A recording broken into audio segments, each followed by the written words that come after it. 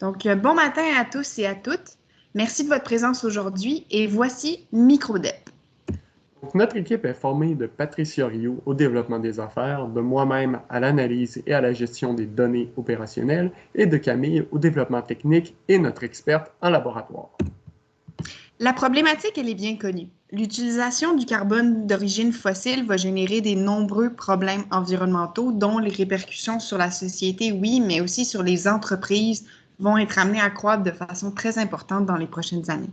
Pour tenter d'y remédier, plusieurs ont déjà soulevé l'urgence de développer des technologies vertes et il y a présentement d'ailleurs un foisonnement partout à travers le monde de projets inspirants qui pourraient faire une différence.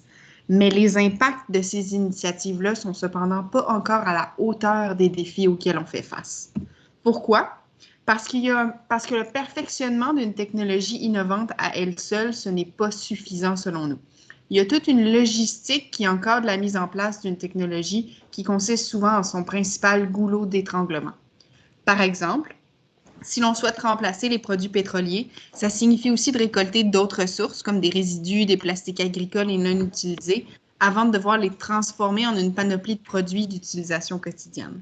La difficulté, c'est que pour qu'un tel projet soit rentable, un projet qui utilise et qui emploie des ressources inutilisées de faible valeur, il faut en récolter en très, très grande quantité et ce sont des volumes qu'on va souvent seulement être capable d'aller chercher en rassemblant les besoins d'un territoire entier.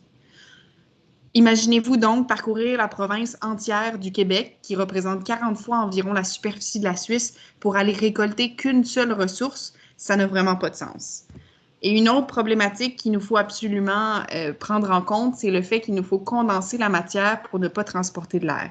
Aussi, si on réfléchit à la logistique intelligemment, il y a plusieurs camions qui seraient à même de retourner vides à l'usine, ce qui serait très, très cher.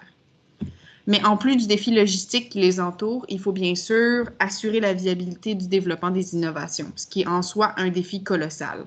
Donc, placez-vous maintenant dans la peau d'un investisseur. Il y a des risques financiers qui sont énormes, comme pour tout nouveau projet, mais vous avez aussi une panoplie de projets potentiels dont le succès repose sur des détails techniques qui sont très complexes et aussi sur le développement complet de la chaîne de valeur du produit.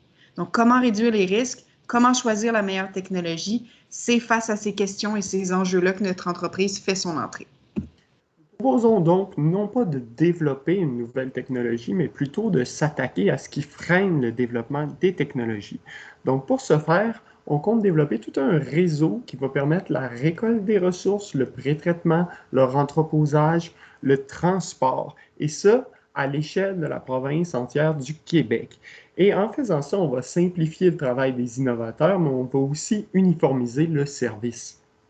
C'est une bonne idée en soi, mais pour concrétiser le tout, une gestion intelligente va être absolument nécessaire. Et une gestion intelligente, c'est quoi? C'est une gestion qui se base sur des données. Donc, avec le centre de mise à l'échelle de l'Université de Sherbrooke, on a développé une infrastructure de données qui va permettre de récolter des données sur autant les ressources à valoriser, sur les acteurs impliqués, sur les technologies, sur les débouchés potentiels.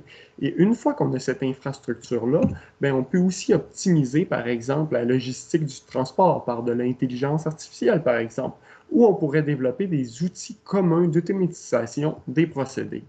Donc, comment on développe ce projet-là? D'abord, la base de données, il faut finir la programmation, il faut l'alimenter en information. Ensuite, parallèlement à ça, on va faire une phase de planification technique, donc un appel de projet, et on va aussi travailler avec les investisseurs à développer une méthodologie d'évaluation des meilleurs projets. On va favoriser les projets de petite taille pour développer le plus rapidement possible le réseau et on va aussi valider les technologies de pré-traitement avec Inofib, par exemple. Euh, Ensuite, on va faire la phase pilote. Donc, dans les dépôts, on compte entreposer entre 200 et 1000 tonnes de ressources par année. Ça, c'est environ de 350 000 à 400 000 dollars par dépôt. Et ensuite, avec les projets qui fonctionnent le mieux, ben, on va juste faire une multiplication des projets à succès.